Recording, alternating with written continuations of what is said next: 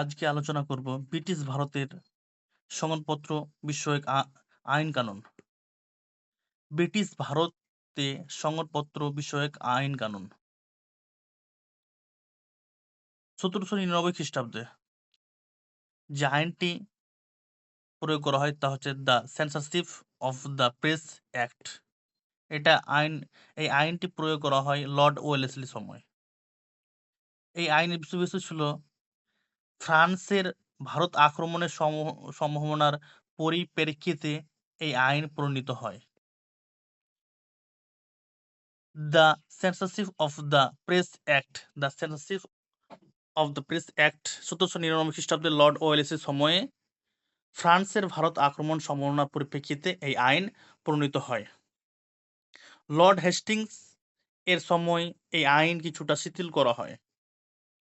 তিনি সরকারের অনুমোদন ছাড়া সংবাদপত্রের সম্ভাবনা নিষিদ্ধ করেন। মানে সরকারের অনুমোদন ছাড়া সংবাদপত্রের প্রকাশনা নিষিদ্ধ করে এই আইনের মাধ্যমে, the censorship of the press act.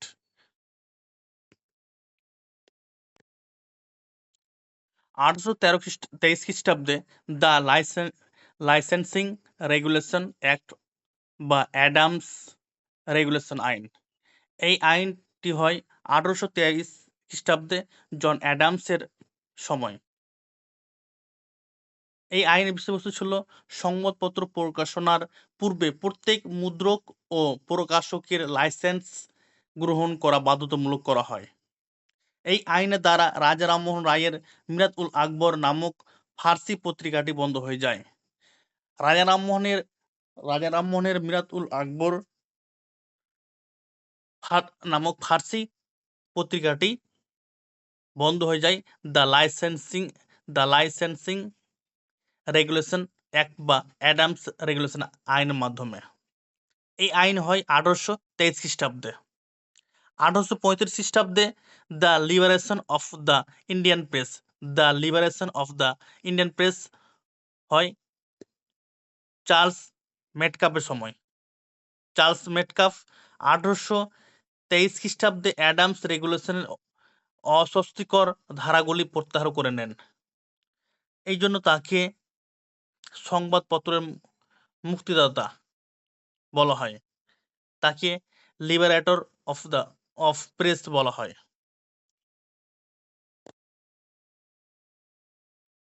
1857 খ্রিস্টাব্দে the licensing act Lord Canning এর সময়।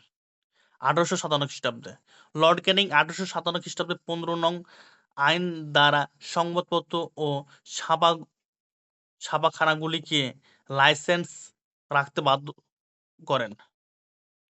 লর্ড ক্যানিং 1857 খ্রিস্টাব্দে 15 নং আইন দ্বারা সংবাদপত্র ও ছাপাখানাগুলিকে লাইসেন্স রাখতে বাধ্য করেন।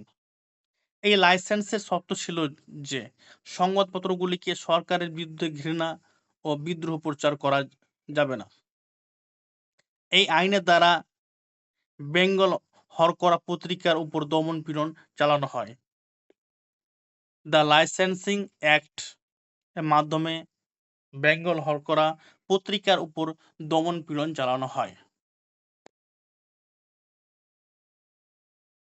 1867 খ্রিস্টাব্দে the press and registration of books act. এই সময় স্যার লরেন্স ছিলেন। এই সময়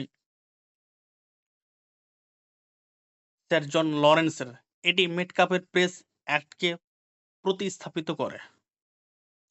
1878 খ্রিস্টাব্দে ভার্নাকুলার প্রেস অ্যাক্ট বা দেশীয় ভাষায় সংবাদপত্র নিয়ন্ত্রণ আইন, ভার্নাকুলার প্রেস অ্যাক্ট, এটা করেন লর্ড লিটন। এই আইনের বিষয়বস্তু ছিল সরকারি অনুমতি ছাড়া কোনো সরকারি কর্মচারী সংবাদপত্রের সম্পাদনা করতে পারবে না। সরকারি অনুমতি ছাড়া কোনো সরকারি কর্মচারী সংবাদপত্রের সম্পাদনা করতে পারবে না।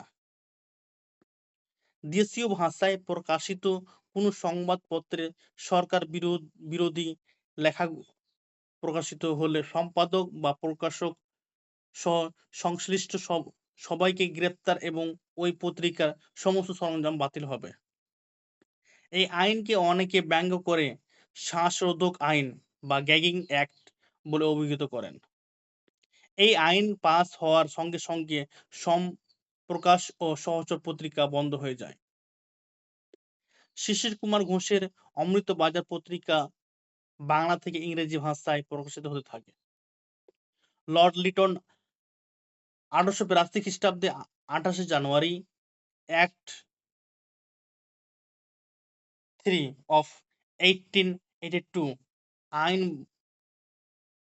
বলে ভার্নাকুলার প্রেস অ্যাক্ট আইনটি তুলে দিলে ভারতীয়দের ক্ষোভের নিরসন ঘটে। প্রথম দিল্লি দরবার হয় 1877 খ্রিস্টাব্দে লর্ড লিটনের সময়। 1908 খ্রিস্টাব্দে the news paper act Lord Minto. Swadeshi ও বয়কট আন্দোলন এবং বিপ্লবী আন্দোলনকে স্তব্ধ করতে সংবাদপত্রের উপর নিষেধাজ্ঞা জারি করা হয়। সরকার বিরোধী কোনো লেখা প্রকাশিত হলে ম্যাজিস্ট্রেটকে সংবাদপত্রের সম্পত্তি বাজেয়াপ্ত করার অধিকার দেওয়া হয়। তবে সংবাদপত্রগুলি 15 দিনের মধ্যে হাইকোর্টে আপিল করার অনুমতি ছিল। হাইকোর্টে আপিল করার অনুমতি ছিল। 1910 খ্রিস্টাব্দে the Indian Press Act Lord মিন্টোর সময়।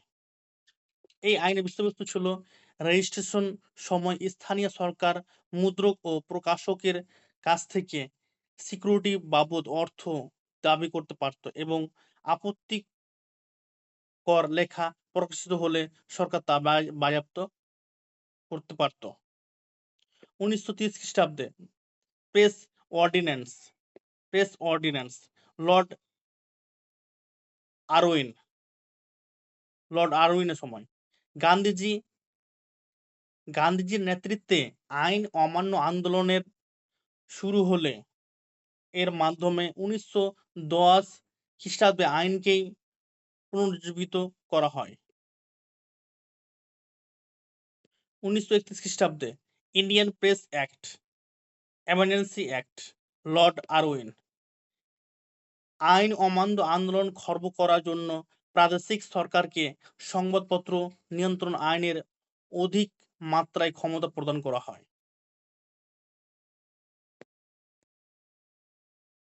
নাট্যাভিযান নিয়ন্ত্রণ আইন 1876 খ্রিস্টাব্দে। নাট্যাভিযান নিয়ন্ত্রণ আইন সংবাদপত্রের মতোই সমকালীন নাটকগুলি ও জাতীয়তাবাদের উদ্ভব ও বিকাশে সাহায্য করেছিল।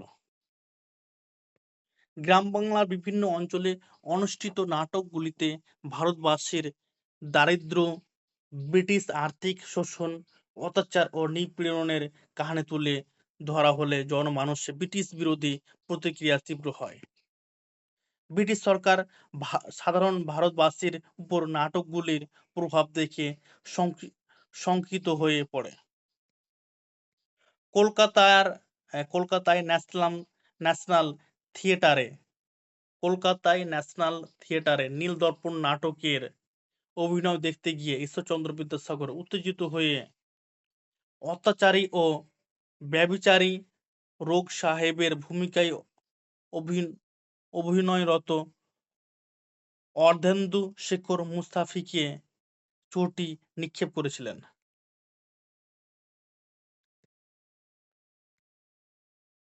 1876 খ্রিস্টাব্দে 19 ফেব্রুয়ারি গ্রেট ন্যাশনাল থিয়েটারে অভিনীত জগদানন্দ ও যুবরাজ নামক প্রহসনমূলক নাটক এবং হনুমান চরিত নাটকের অভিনয় পুলিশ বন্ধ করে দেয়। কিছুকাল পরে হনুমান চরিত্র নাটকটির অভিনয় পুনরায় শুরু হলে তাও নিষিদ্ধ হয়ে যায়। 1876 খ্রিস্টাব্দে 4 মার্চ উপেন্দ্রনাথ দাস রচিত সুরেন্দ্র বিনোদিনী নাটকের অভিনয় চলাকালীন পুলিশের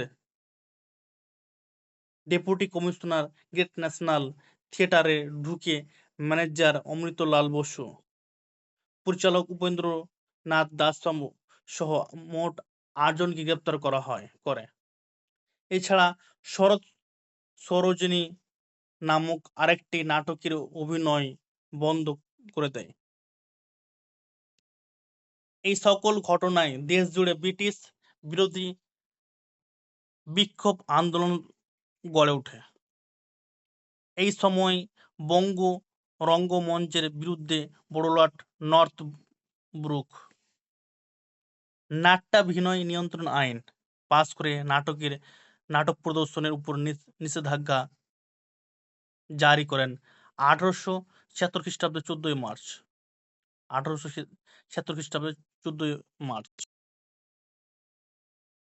নাট্যাভিনয় নিয়ন্ত্রণ আইন জারি করে বলা হয়, ১ নম্বর, পুলিশ কর্তৃপক্ষের অনুমতি ছাড়া কোনো নাটক অভিনয় করা যাবে না। ২ নম্বর, অভিনয় যোগ্য নাটকগুলি পুলিশ কর্তৃপক্ষ বিচার করে ঠিক করবে এবং ৩ নম্বর, অভিনয়ের আগে সমস্ত নাটকের পাণ্ডুলিপি বা প্রতিলিপি পুলিশের কাছে জমা দেওয়া বাধ্যতামূলক হয়। এভাবে সরকার চিরায়ত সংস্কৃতি চর্চার উপর সাম্রাজ্যবাদী আঘাত হেনেছিল। এই আইনের বিরুদ্ধে বেঙ্গলি ও সাধারণ পত্রিকা সরব হয়। ব্রিটিশ ইন্ডিয়ান অ্যাসোসিয়েশন ও ভারত সভার মতো রাজনৈতিক সংস্থা প্রথম প্রতিবাদ শুরু করে। এরপর ধীরে ধীরে লখনৌ, কানপুর, কলকাতা, এলাহাবাদ প্রভৃতি স্থানে নাট্যাভিনয় নিয়ন্ত্রণ আইনের বিরুদ্ধে জনসমাবেশ ঘটেছিল। অবশেষে জনগণের তীব্র প্রতিক্রিয়ায় লর্ড রিপন এই আইনটিকে বহুলাংশে শিথিল করেন। ব্রিটিশ নিষেধ অমান্য করে নাটক মঞ্চস্থ করার অপরাধে প্রখ্যাত নাটককার অমৃতলাল বসু ও আরো অনেকে কারাদণ্ড ভোগ করেন। অস্ত্র আইন 1878 খ্রিস্টাব্দে দ্য আর্মস অ্যাক্ট 1878 বড়লাট লর্ড লিটন ভারতের জাতীয়তাবাদী জাগরণকে ধ্বংস করার জন্য জারি করেন কুখ্যাত অস্ত্র আইন 1878 খ্রিস্টাব্দে। সরকারি অনুমতি ছাড়া ভারতীয়দের আগ্নেয়াস্ত্র রাখা নিষিদ্ধ ঘোষিত হয়। কারো বাড়িতে বেআইনি অস্ত্র পাওয়া গেলে তা দণ্ডনীয় অপরাধ বলে বিবেচিত হবে। সুরেন্দ্রনাথের নেতৃত্বে ভারত সভা অস্ত্র আইনের বিরুদ্ধে আন্দোলনের ডাক দেয়। কৃষ্ণমোহন বন্দ্যোপাধ্যায়ের সভাপতিত্বে কলকাতার টাউন হলে এক প্রতিবাদ সভার আয়োজন করা হয় 1878 খ্রিস্টাব্দে 16ই এপ্রিল।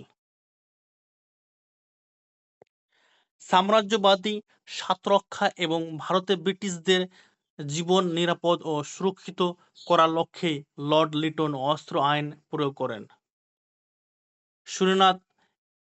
সুরেন্দ্রনাথ এই প্রসঙ্গে মন্তব্য করেছিলেন, অস্ত্র আইন আমাদের উপর জাতিগত অধীনতার ছাপ মেরে দিয়েছে। লর্ড লিটনের পরবর্তী অস্ত্র আইনের গুরুত্ব কমে যায়।